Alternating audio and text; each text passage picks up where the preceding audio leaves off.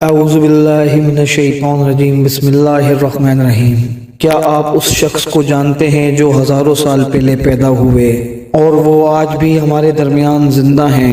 یہ شخص مختلف موقعوں پر ہمارے سامنے آتے ہیں اور ہمیں اللہ کے حکم سے راہ دکھاتے ہیں۔ آج کی ویڈیو دنیا کے سب سے زیادہ پر اسرار شخص کے متعلق ہے، جن کے بارے میں ہر دور کے لوگ ہمیشہ تلاش ہی میں رہے، جن کا نام مبارک حضرت خضر علیہ السلام ہے۔ حضرت خضر علیہ السلام کو ہمیشہ زندہ رہنے کی قوت کیسے ملی، اس کے متعلق تاریخ کی کتابوں میں مختلف واقعات ملتے ہیں۔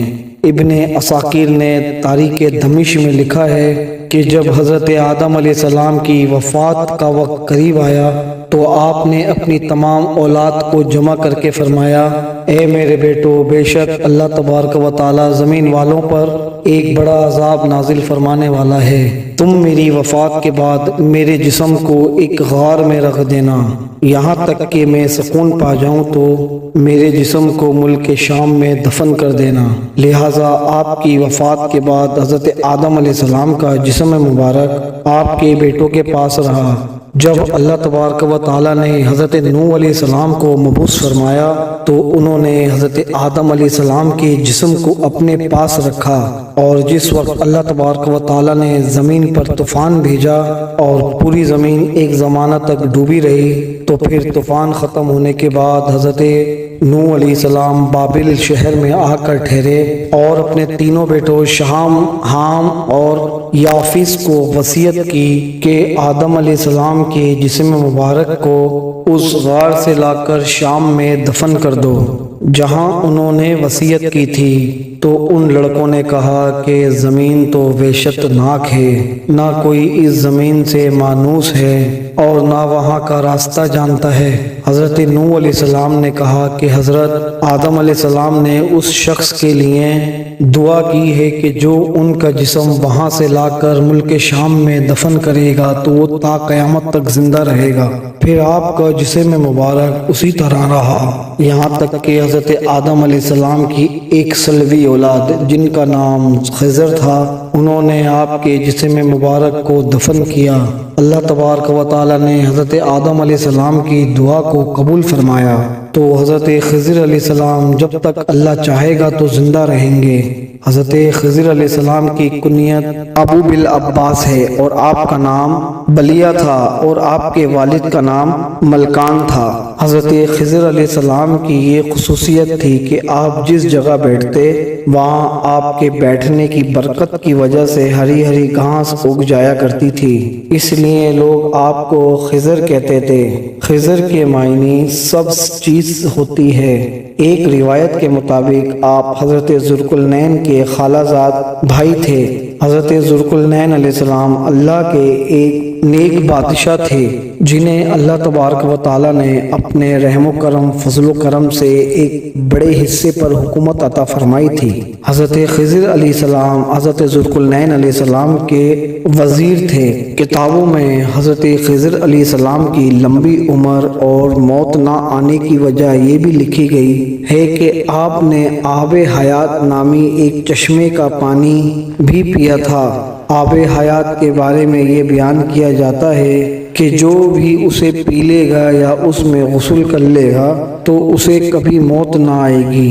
توریت کے باب یوحنا میں آب حیات کا ذکر یوں ملتا ہے، پھر اس نے مجھے بلول کی طرح چمکتا ہوا آب حیات ایک دریا دکھایا جو خدا کے تخت سے نکل کر اس شہر کے درمیان بہتا تھا اور اس دریا کے پار زندگی کا درخت تھا۔ آب حیات کا ذکر قدیم داستانوں اور پرانی کتابوں میں بھی ملتا ہے۔ ان داستانوں میں 3 شخص کا ذکر کیا گیا ہے جو آب حیات تک پہنچ گئے تھے۔ ان میں ایک حضرت الیاس علیہ السلام، دوسرے حضرت ذوالقرنین علیہ السلام اور تیسرے حضرت خضر علیہ السلام ہیں، جن میں صرف حضرت خضر اور حضرت الیاس علیہ السلام کو ہی پانی نصیب ہوا۔ روایتوں کے مطابق ذوالقرنین نے قدیم تاریخی کتابوں میں پڑھا تھا کہ سام بن نوح کی اولاد میں سے ایک شخص چشمہ حیات سے پانی پی لے گا تو پھر اس کو کبھی موت نہ آئے گی۔ اس لیے حضرت ذوالقرنین نے اس پانی کی تلاش میں مغرب کا سفر کیا۔ ذوالقرنین کے علم میں یہ بات آئی کہ آب حیات اندھیرے راستوں میں موجود ہے اور وہاں 360 چشمے ہیں۔ وہاں سے ذوالقرنین نے اپنے لشکر میں سے 360 لوگوں کو چنا اور ہر ایک کو ایک ایک مچھلی دے کر حضرت خضر علیہ السلام کی سربراہی میں روانہ کیا۔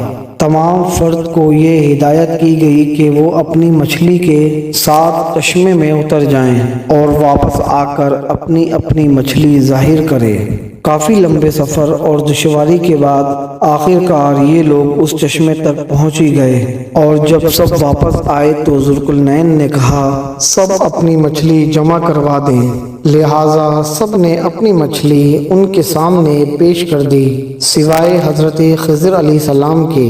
ذوالقرنین علیہ السلام نے جب حضرت خضر علیہ السلام سے دریافت کیا تو انہوں نے بتایا کہ میں جب چشمے میں اترا تو مچھلی میرے ہاتھ سے نکل کر پانی میں چلی گئی۔ میں نے غوطہ لگا کر اسے پکڑنے کی بہت کوشش کی مگر میں ہر بار ناکام رہا۔ تو حضرت ذوالقرنین علیہ السلام نے حضرت خضر علیہ السلام سے کہا کہ وہ پانی آپ کے مقدر میں تھا۔ آب حیات میں غوطہ لگانے اور اس مقدس پانی کو پینے کی وجہ سے حضرت خضر علیہ السلام ہمیشہ زندہ رہیں گے اور آپ کو کبھی موت نہ آئے گی۔ حضرت موسیٰ علیہ السلام سے بھی حضرت خضر علیہ السلام کی ملاقات کا ذکر قرآن مجید میں ملتا ہے، جس کے مطابق حضرت خضر علیہ السلام کو ایک الہامی علم عطا کی گئی تھی جسے علم لدنی کہتے ہیں۔ اس علم کو سیکھنے کے لیے حضرت موسیٰ علیہ السلام حضرت خضر علیہ السلام کی خدمت میں حاضر ہوتے ہیں اور ان سے درخواست کرتے ہیں کہ اللہ تبارک و تعالیٰ نے جو علم انہیں عطا کیا ہے وہ علم انہیں بھی سکھا دیں، لیکن حضرت موسیٰ علیہ السلام کی جلد بازی کی وجہ سے وہ حضرت خضر علیہ السلام کے ساتھ زیادہ عرصے تک نہ رہ سکے، اور حضرت خضر علیہ السلام حضرت موسیٰ علیہ السلام کو ان کی جلد بازی کی وجہ سے وہ علم نہیں سکھا پاتے۔ بعض علماء کرام نے اس واقعے کو دلیل بنا کر حضرت خضر کو نبی قرار دیا ہے، کیونکہ ایک پیغمبر کو کوئی عام بندہ ایک علم نہیں سکھا سکتا۔ حضرت خضر علیہ السلام کو جو علم لدنی عطا کی گئی تھی اس کے ذریعے آپ مشکل میں پھنسے لوگوں کی مدد فرماتے ہیں اور گمراہوں کی رہنمائی فرماتے ہیں۔ لوگوں میں یہ بھی مشہور ہے کہ آپ راستہ بھٹک جانے والوں کی بھی مدد کیا کرتے ہیں۔ اگر اللہ کا کوئی نیک بندہ مشکل کا شکار ہو جائے یا پھر راستہ بھٹک جائے تو حضرت خضر علیہ السلام اس کی مدد کو پہنچ جاتے ہیں۔ روایتوں کے مطابق حضرت الیاس علیہ السلام کی ذمہ داری سمندروں میں لوگوں کی رہنمائی کرنا ہے اور حضرت خضر علیہ السلام زمین پر لوگوں کی رہنمائی کرتے ہیں۔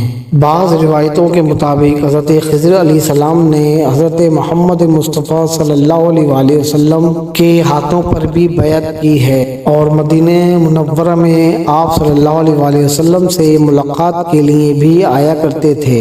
اس کے علاوہ حضرت عمر بن عبد العزیز رضی اللہ تعالیٰ عنہ سے بھی ان کی ملاقات ثابت ہے۔ صحیح مسلم کی ایک حدیث کے مطابق جب دجال مدینے کے قریب ایک جگہ تک پہنچے گا تو مدینہ سے ایک شخص اس کے مقابلے کے لیے نکلے گا جو اس وقت کا سب سے بہترین شخص ہوگا، اور یہ شخص حضرت خضر علیہ السلام ہوں گے۔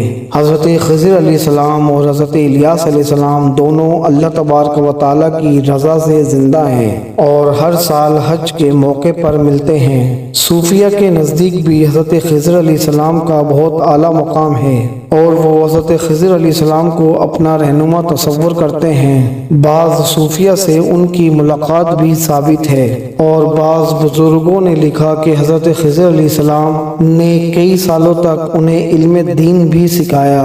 صوفیہ آپ کو خواجہ خضر کہہ کر پکارتے ہیں۔ ملتے ہیں اپنی نیکسٹ ویڈیو میں۔ اللہ حافظ۔